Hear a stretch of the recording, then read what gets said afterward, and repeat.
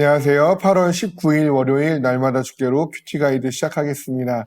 오늘 우리가 함께 나눌 하나님의 말씀은 사사기 3장 24절에서 31절까지의 말씀입니다. 예전에 하면 된다라는 말을 참 많이 듣기도 했고 또 많이 하기도 했었는데요. 시대가 변해가면서 하면 된다라는 구호가 이제는 되면 한다라고 바뀌었다고 합니다.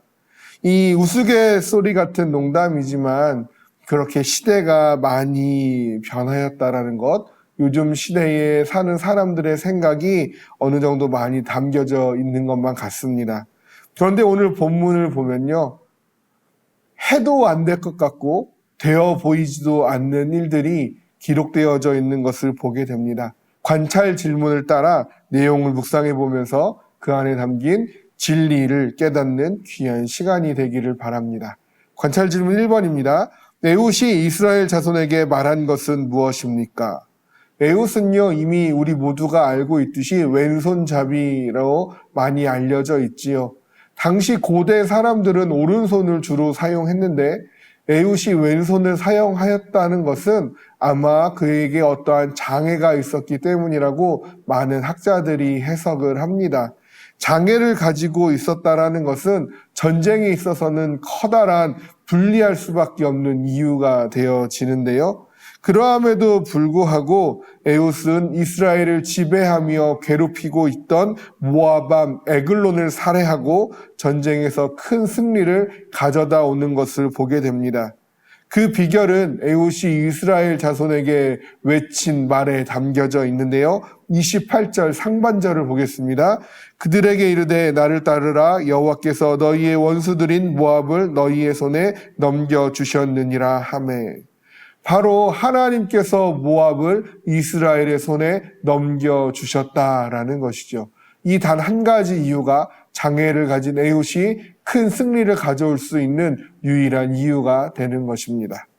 관찰 질문 2번입니다. 전쟁의 결과는 어떠합니까? 에훗의 말을 따라 이스라엘은 요단강 나루를 장악하였고요. 모압의 용사 약 10,000명가량을 죽였다라고 기록합니다. 그리고 이 기록에 따라서 이스라엘 백성은 모압에게 큰 승리를 가져오게 되는 것이죠. 이 승리로 인하여서요, 모압은 이스라엘에게 굴복하게 되고 이스라엘의 약 80년간의 평온한 시기가 찾아오게 됩니다. 이것이 바로 하나님께서 이스라엘에게 모압을 넘겨주신 그 일의 결과인 것이지요. 관찰 질문 3번입니다. 아낫의 삼갈은 무엇을 하였습니까? 에훗 후에 단 한 구절로 소개되어 있는 사사가 바로 아낫의 삼갈입니다. 30절인데요. 에훗 후에는 아낫의 아들 삼갈이 있어 소 모는 막대기로 블레셋 사람 600명을 죽였고 그도 이스라엘을 구원하였더라. 삼갈이 이스라엘을 구원한 것은 매우 단순하고 조촐해 보이기까지도 합니다.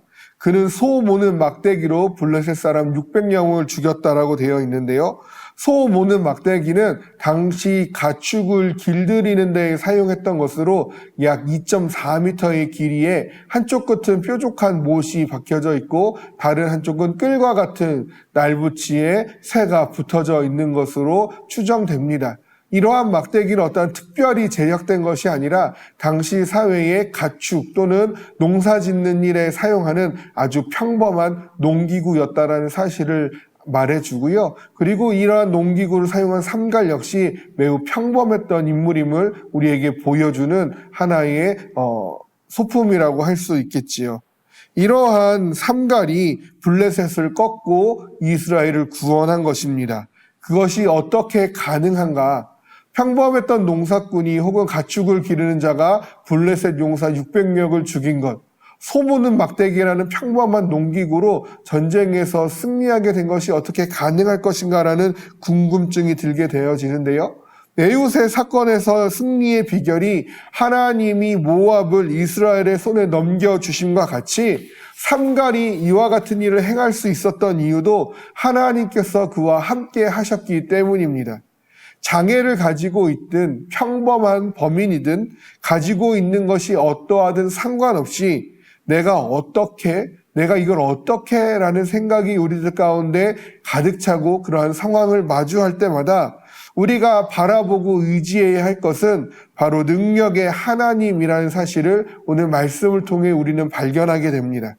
우리 앞에 산적한 문제들이 아무리 맹렬해 보여도 하나님 앞에서 그것들은 결국 아무것도 아닌 것이죠.